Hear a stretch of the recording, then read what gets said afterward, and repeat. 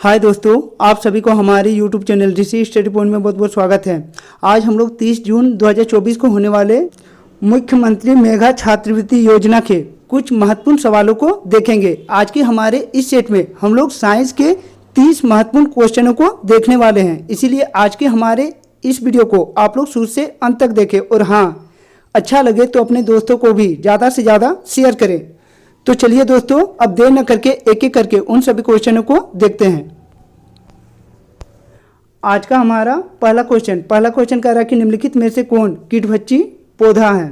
पहला ऑप्शन है अमरबेल, दूसरा ऑप्शन है उड़हुल, तीसरा ऑप्शन है ड्रोसरा या चौथा ऑप्शन है गुलाब। तो इनमें से जो ड्रोसरा है वह कीटभक्षी पौधा है जो कीटों को पकड़कर खाती है, इसीलिए इसका सही जवाब होगा ऑप्शन नंबर 3 ड्रोसरा। हमारा अगला क्वेश्चन कह रहा कि एक कीटभक्षी पौधा का उदाहरण है। पहला ऑप्शन है अमरबेल, दूसरा ऑप्शन है घटपन्नी, तीसरा ऑप्शन है लाइकेन या चौथा ऑप्शन है फलीदार पौधे।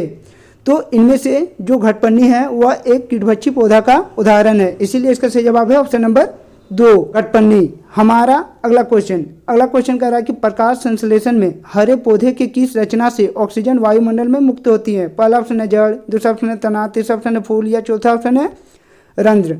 तो प्रकाश संश्लेषण में हरे पौधे के रंध्र से ऑक्सीजन वायुमंडल में मुक्त होती है, इसीलिए इसका सही जवाब है ऑप्शन नंबर 4 रंध्र। हमारा अगला क्वेश्चन क्वेश्चन नंबर 4 कह रहा है कि कौन सा जीवाणु वायुमंडलीय नाइट्रोजन को विलय पदार्थ के रूप में बदलती है। पहला ऑप्शन है राइजोबियम, दूसरा ऑप्शन है लाइकेन, तीसरा ऑप्शन है घटपन्नी या चौथा ऑप्शन है इनमें से कोई नहीं। तो इनमें से जो राइजोबियम नामक जीवाणु है वह वायुमंडलीय नाइट्रोजन को विलय पदार्थ के रूप में बदलती है, इसीलिए इसका सही जवाब है ऑप्शन नंबर 1 राइजोबियम। हमारा अगला क्वेश्चन कह रहा है कि पौधों द्वारा सौर ऊर्जा को रासायनिक ऊर्जा में परिवर्तन किए जाने को क्या कहा जाता है। पहला ऑप्शन है शोषण, दूसरा ऑप्शन प्रकाश संश्लेषण, तीसरा ऑप्शन है उत्सर्जन या चौथा ऑप्शन इनमें से कोई नहीं। तो पौधों द्वारा सौर ऊर्जा को रासायनिक ऊर्जा में परिवर्तन किए जाने को हम लोग प्रकाश संश्लेषण कहते हैं, इसीलिए इसका सही जवाब है ऑप्शन नंबर 2 प्रकाश संश्लेषण। हमारा अगला क्वेश्चन कह रहा है कि पौधे का कौन सा भाग प्रकाश संश्लेषण के लिए हवा से कार्बन डाइऑक्साइड लेता है। पहला ऑप्शन है मूल रोम, दूसरा ऑप्शन है रंध्र, तीसरा ऑप्शन है पत्ता की सिरा या चौथा ऑप्शन है पंखुड़ी। तो पौधे का रंध्र जो होता है वह प्रकाश संश्लेषण के लिए हवा से कार्बन डाइऑक्साइड गैस लेती है, इसीलिए इसका सही जवाब है ऑप्शन नंबर 2 रंध्र। हमारा अगला क्वेश्चन कह रहा है कि भोजन के सभी घटक पूर्ण रूप से पाचित हो जाती है। पहला ऑप्शन है जठर में, दूसरा ऑप्शन है मुंह में, तीसरा ऑप्शन है छोटी आंत में, तीसरा ऑप्शन है बड़ी आंत में। तो भोजन के सभी घटक पूर्ण रूप से पाचित छोटी आंत में होती है, इसीलिए इसका सही जवाब है ऑप्शन नंबर 3 छोटी आंत। हमारा अगला क्वेश्चन कह रहा है कि अमीबा में भोजन का पाचन होता है। पहला ऑप्शन है केंद्रक में, दूसरा ऑप्शन है कुटपाद में, तीसरा ऑप्शन है भोजन रसधानी में या चौथा ऑप्शन इनमें से कोई नहीं। तो अमीबा में भोजन का पाचन भोजन रसधानी में होती है, इसीलिए इसका सही जवाब है ऑप्शन नंबर 3 रसधानी। हमारा अगला क्वेश्चन कह रहा है कि जठर रस तथा हाइड्रोक्लोरिक अम्ल का स्राव होता है। पहला ऑप्शन है अमाशय में, दूसरा ऑप्शन है मुख गुहा में, तीसरा ऑप्शन है छोटी आंत में या चौथा ऑप्शन है ग्रास नली में। तो जठर रस तथा हाइड्रोक्लोरिक अम्ल का स्राव अमाशय में होती है, इसीलिए इसका सही जवाब है ऑप्शन नंबर 1 अमाशय। हमारा अगला क्वेश्चन कह रहा है कि अनपचे भोजन से जल का अवशोषण होता है। पहला ऑप्शन है बड़ी आंत में, दूसरा ऑप्शन है छोटी आंत में, तीसरा ऑप्शन है ग्रास नली में या चौथा ऑप्शन है अमाशय में। तो अनपचे भोजन से जल का अवशोषण छोटी आंत में होती है, इसीलिए इसका सही जवाब है ऑप्शन नंबर 1 छोटी आंत। हमारा अगला क्वेश्चन कह रहा है कि मानव शरीर में हाइड्रोक्लोरिक अम्ल कहाँ पाया जाता है। पहला ऑप्शन है अमाशय, दूसरा ऑप्शन है छोटी आंत, तीसरा ऑप्शन है ग्रास नली या चौथा ऑप्शन है बड़ी आंत।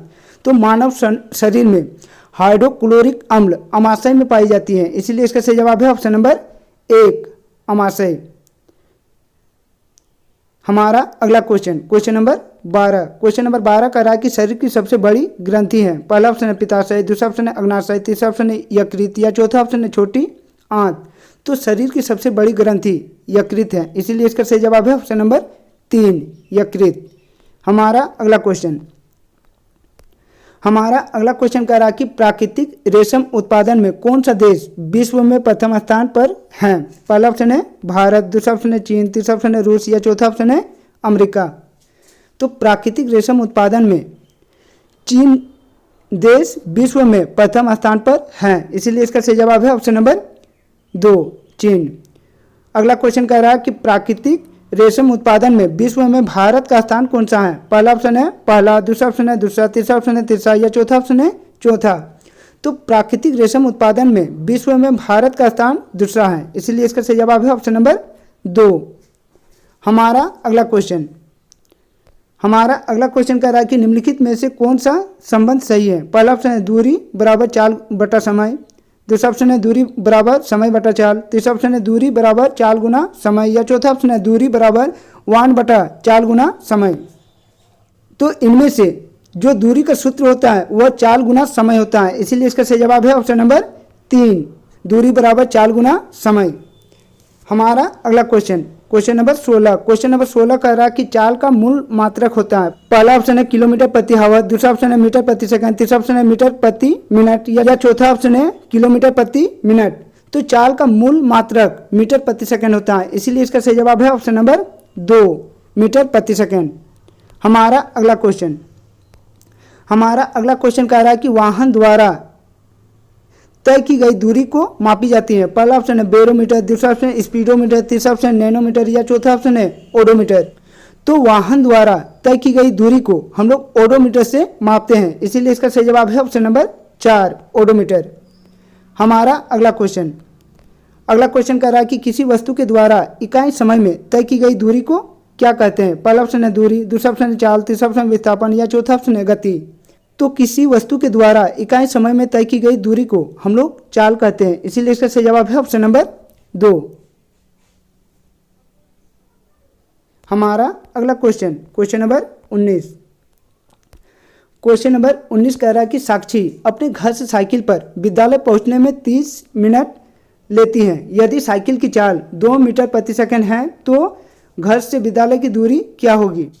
पहला ऑप्शन है 2.5 किलोमीटर, दूसरा ऑप्शन है 3.6 किलोमीटर, तीसरा ऑप्शन है 4 किलोमीटर या चौथा ऑप्शन है 4.5 किलोमीटर। तो इस सवाल का सही जवाब होगा ऑप्शन नंबर 2 3.6 किलोमीटर। हमारा अगला क्वेश्चन कह रहा है कि यदि आप 10 मीटर प्रति सेकंड की चाल से 5 सेकंड तक चलते हैं तो आप कितनी दूरी तय करेंगे। पहला ऑप्शन है 10 मीटर, दूसरा ऑप्शन है 50 मीटर, तीसरा ऑप्शन 5 मीटर या चौथा ऑप्शन है 100 मीटर।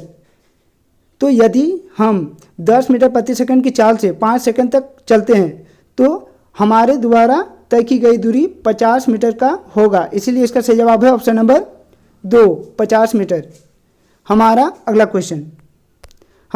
क्वेश्चन कह रहा है कि रांची से जमशेदपुर की दूरी 140 किलोमीटर है। एक वाहन 35 किलोमीटर प्रति घंटा की चाल से चलती है, उसे रांची से जमशेदपुर जाने पर कितना समय लगेगा। पहला ऑप्शन है 4 घंटा, दूसरा ऑप्शन है 5 घंटा, तीसरा ऑप्शन है 6 घंटा या चौथा ऑप्शन है 3 घंटा। तो इस सवाल का सही जवाब होगा ऑप्शन नंबर 1 4 घंटा। हमारा अगला क्वेश्चन नंबर 22 कह रहा है कि निम्नलिखित में से कौन रासायनिक परिवर्तन है। पहला ऑप्शन है कोयला का चूर्ण बनना, दूसरा ऑप्शन है कांच की बोतल का टूटना, तीसरा ऑप्शन है कपड़े का फटना या चौथा ऑप्शन है कागज का जलना। तो इनमें से जो कागज का जलना है वह एक रासायनिक परिवर्तन है, इसीलिए इसका सही जवाब है ऑप्शन नंबर 4 कागज का जलना। हमारा अगला क्वेश्चन कर रहा है कि दूध से दही बनना किस प्रकार का परिवर्तन है। पहला ऑप्शन है भौतिक परिवर्तन, दूसरा रासायनिक परिवर्तन, तीसरा उत्क्रमणीय परिवर्तन या चौथा ऑप्शन है इनमें से कोई नहीं। तो दूध से दही का बनना एक रासायनिक परिवर्तन होता है, इसीलिए इसका सही जवाब है ऑप्शन नंबर 2 रासायनिक परिवर्तन। हमारा अगला क्वेश्चन कह रहा है कि चूना जल यानी बूझा हुआ चूना का रासायनिक सूत्र क्या होता है। पहला ऑप्शन है CaO, दूसरा ऑप्शन है CaOH2, तीसरा ऑप्शन है CaCO2 या चौथा ऑप्शन है H2O। तो बूझा हुआ चूना का रासायनिक सूत्र CaOH2 होता है, इसीलिए इसका सही जवाब है ऑप्शन नंबर 2। हमारा अगला क्वेश्चन कह रहा है कि लोहा का संकेत क्या है। पहला ऑप्शन है Fe, दूसरा ऑप्शन है Cu, तीसरा ऑप्शन है Ag या चौथा ऑप्शन है Au। तो लोहा का संकेत Fg होता है, इसीलिए इसका सही जवाब है ऑप्शन नंबर 1। हमारा अगला हमारा अगला क्वेश्चन कह रहा है कि जीव की उत्पत्ति सर्वप्रथम हुई थी। पहला ऑप्शन हवा में, दूसरा ऑप्शन भूमि में, तीसरा ऑप्शन जल में या चौथा ऑप्शन इनमें से कोई नहीं। तो जीवन की उत्पत्ति सर्वप्रथम जल में हुई थी, इसीलिए इसका सही जवाब है ऑप्शन नंबर 3 जल में। हमारा अगला क्वेश्चन कह रहा है विश्व जल दिवस कब मनाया जाता है। पहला ऑप्शन है 22 मार्च, दूसरा ऑप्शन है 20 मार्च, तीसरा ऑप्शन 24 मार्च या चौथा ऑप्शन है 26 मार्च। तो विश्व जल दिवस 22 मार्च को मनाई जाती है, इसीलिए इसका सही जवाब है ऑप्शन नंबर 1 22 मार्च। हमारा अगला क्वेश्चन कह रहा है कि पौधे जल वाष्प मुक्त करती है। पहला ऑप्शन है उत्सर्जन प्रक्रिया में, दूसरा ऑप्शन है वाष्पोत्सर्जन प्रक्रिया में, तीसरा ऑप्शन है श्वसन प्रक्रिया में या चौथा ऑप्शन है इनमें से कोई नहीं। तो पौधे जल वाष्प मुक्त वाष्पोत्सर्जन प्रक्रिया के द्वारा करती हैं, इसीलिए इसका सही जवाब है ऑप्शन नंबर 2 वाष्पोत्सर्जन प्रक्रिया में। हमारा अगला क्वेश्चन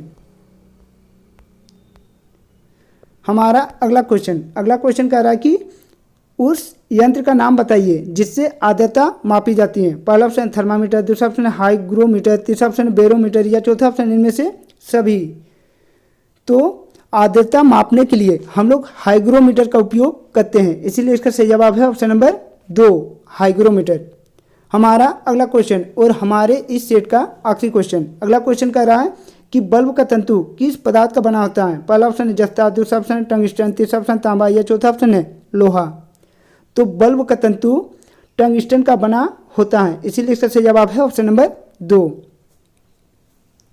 तो दोस्तों यदि आप लोगों को आज का हमारा ये वीडियो अच्छा लगा हो तो अपने दोस्तों के साथ ज़्यादा से ज़्यादा शेयर करें। और हाँ, हमारे इस चैनल में नए आए हैं तो हमारे इस चैनल को सब्सक्राइब कर ले और बेल आइकन को दबा ले, ताकि हमारे इस चैनल में जब भी कोई नया वीडियो अपलोड हो आप तक नोटिफिकेशन सबसे पहले पहुँचे। तो चलिए दोस्तों और एक नए वीडियो के साथ फिर मिलेंगे, तब तक के लिए बाय।